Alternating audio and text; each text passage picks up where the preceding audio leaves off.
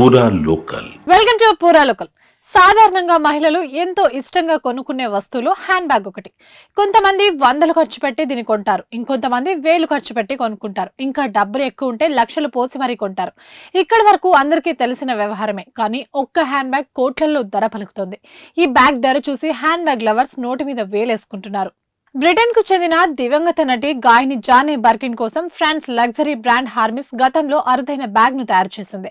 ఆ బ్యాగ్ ను ఇప్పుడు వేలం వేయగా అది రికార్డు ధర పలికి రికార్డు సృష్టిస్తోంది. పారిస్ లో సౌదీ బే యాక్షన్ హౌస్ నిర్వహించిన వేలంలో జపాన్ కు చెందిన ఓ ప్రైవేట్ కలెక్టర్ ఈ ఒరిజినల్ బర్కిన్ బ్యాగ్ ను 8.58 బిలియన్ యూరోలకు సొంతం చేసుకున్నారు. అంటే మన కరెన్సీలో దాదాపు ఆ ధర 85 కోట్ల పైమాటే. 1980లో నటి జానీ బర్కిన్ ఓసారి పారిస్ నుండి లండన్ వెళ్తుండగా విమానంలో ఆమె పక్క సీట్లో హార్మెస్ అప్పటి యజమాని జిన్ లూయిస్ డ్యూమెస్ కూర్చున్నారు.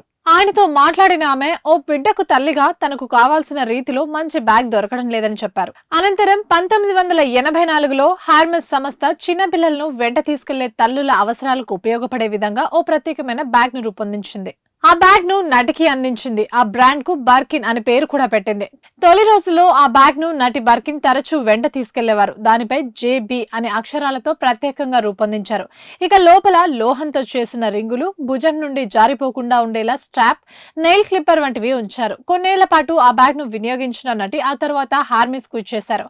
1994లో దాన్ని వేలం వేసి వచ్చిన డబ్బును ఎయిడ్స్ చారిటీకి అందజేశారు. ఆ తర్వాత కొన్నేళ్లకు పారిస్ కు చెందిన క్యాథరిన్ బెనియర్ అనే మహిళ వేలంలో దాన్ని సొంతం చేసుకున్నారు.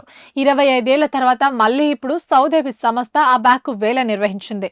బిలియన్ యూరోలతో వేలం మొదలవగా జపాన్ కు చెందిన ఓ వ్యక్తి దీన్ని 8.58 బిలియన్ యూరోలకు దక్కించుకున్నారు. కొన్ని కారణాల రీత్యా ఆ వ్యక్తి వివరాలను సౌదీ బయట పెట్టలేదు. ఓ హ్యాండ్ బ్యాగ్ కు ఇంత ధర పలకడం చరిత్రలో ఇదే తొలిసారి కావడం విశేషం.